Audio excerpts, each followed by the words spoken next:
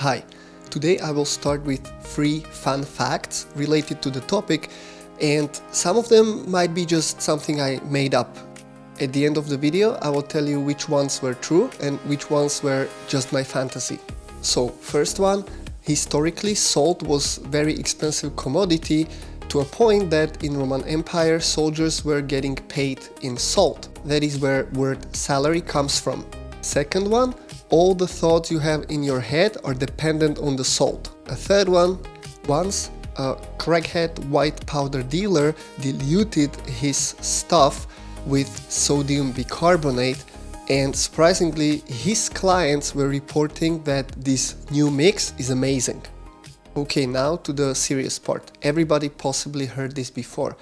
If you have high blood pressure, you need to stop eating salt. But have you ever thought about why is that and if that even applies to you? Because as a general recommendation, that is very shitty advice, pretty much useless, and in many cases it can be actually harmful. My name is Paolo, and in this video I will explain you everything you need to know about salt or sodium in other forms, how important it is and how to use it correctly to support the functioning of your metabolism. So this fear of salt or sodium intake is coming from doctors because it's the first thing they will treat people with a high blood pressure with, just stop salt.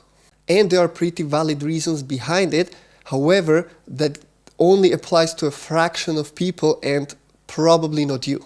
First, we need to understand what sodium actually does in the body. Sodium controls the hydration and the water retention in the organism. But it's not only job of the sodium. Sodium and potassium are both binding water on themselves. Sodium is so-called extracellular agent or ion, and potassium is intracellular. That means that the sodium is carrying the water when it's outside of the cell, or better to say, sodium is what makes the water to go outside of the cell, and potassium, when it's in the cell, it's dragging the water inside. So it's pretty obvious it's not only about the sodium, it's about the balance between these two. Sodium is also very active in the nervous system, and there is pretty much no neural signal going on without sodium being present. And also in cascade with calcium, the sodium is responsible for contraction of muscles. Because of this balance between sodium and potassium that I mentioned, it is actually controlling the volume of the blood in our body. And that volume can be diverted based on lack of sodium or too much of sodium by 5 to 20%, which when we're talking about a person who has 5 liters of the blood, that can make a difference of 250 to 750 milliliters. That is why it's recognized by doctors as a high risk for blood pressure, because if sodium will pull that water into the blood, so it will increase the overall volume of the blood, but the piping, the veins are still the same, it will increase the pressure that the system is under. But as a risk, it doesn't apply to majority of people. If somebody is already having a heart problem, elderly people, or people with some predisposition for cardiovascular problems, yes, it can be a factor for them. But if you are athletic, you are moving daily or at least a couple of times a week, it's very likely that you are putting your body through a strain and load, your heart through a strain and load that is way higher than a couple of 100 milliliters of the blood volume up and down. The other thing is that people who are active are sweating more, so they need more of the sodium, because sodium is one of the main electrolytes that we are losing through the sweat. So if somebody is sweating more naturally, or they have higher activity, or they have work outside in hot weather, just drinking water is not going to take care of the proper hydration. You need the electrolytes to keep the water inside, specifically sodium. As I said, it's binding the water and helping it to stay in the body.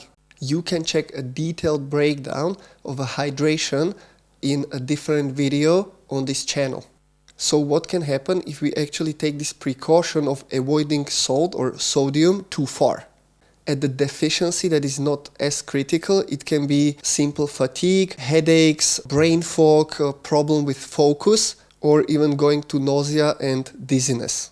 For me, first aid for a tension headache or some brain fog is always a glass of water with salt. In the neurological side of the things, hyponatremia, so low sodium, can be presented as a problem with concentration, irritability, and if we talk about sport, it can be slower reaction time. It can increase a chance you actually getting a cramp and also possibly reduce in strength because of that lack of contractibility of the muscles. For muscle cramps, sodium is the best thing you can do. Most people think that magnesium is the golden electrolyte to take for a cramp. However, if you're getting cramps through a sport event or even through your training, it is more likely that it's lack of sodium than that it's lack of magnesium. If we would go into more severe symptoms, it can go as far as very high heart rate, low blood pressure, and lightheadedness when standing. Total extreme is, and sadly there are reported cases of this happening, brain swelling and eventually death. There were a couple of cases where young athletes were getting cramps after the training and they thought that it's because they are lacking something, so they were drinking a lot of Gatorade, and that Gatorade was just diluting the sodium in their body, eventually leading to more cramps, vomiting, completely losing coordination, being very dizzy. However, they still thought it's just that they are not hydrated well enough, so they kept drinking more and it diluted the sodium to a point where there was no way of saving them as they fell into coma and eventually died. So what is the recommended dosage? The answer is, as always, it depends. It depends on your body size, it depends on your activity levels, it depends on the actual training you are getting, or just as simple as how much you are naturally sweating. These all will change how much you need, not only from day to day, but also hour by hour. The point is not to obsess about it. The point is not to be afraid of taking salt, having it in your diet or in a form of supplement within your electrolytes, or just adding that salt into your drink when you know you are going to sweat a lot. The best thing you can do is to pay attention to your body. Puffiness and water retention are many times symptoms of lack of sodium, not too much sodium, because if there is low sodium, the potassium will pull that water more into the cells, and that's where the puffiness comes from. Be aware of how clearly are you thinking, can you still focus, if there is any headache, brain fog, or possibly cramps when you are training, there is a high chance that you are lacking sodium. Of course, not all the problems in the body that you can experience are lack of sodium. However, if there are these signs, fixing it can be as simple as adding some sodium. If we talk about too much or too little, the low sodium is more of an acute problem that needs to be solved. If there is too much sodium, it's not going to be shown in the moment. That's more of a chronic issue. If you don't want to have any processed electrolytes, and it's really hard to get the good ones, and you don't want to drink water with salt, there is one alternative, and that is sodium bicarbonate. Sodium bicarbonate is highly alkaline and it can be used as a pre-workout, and it acts as a buffer for build-up acidity from high-intensity training. If you have a cup of water through the training or before training with 1 teaspoon of sodium bicarbonate, it will not only possibly help you against the cramps, but at the same time, it will help you to fight that acidity so you can push a bit more before you are completely smoked.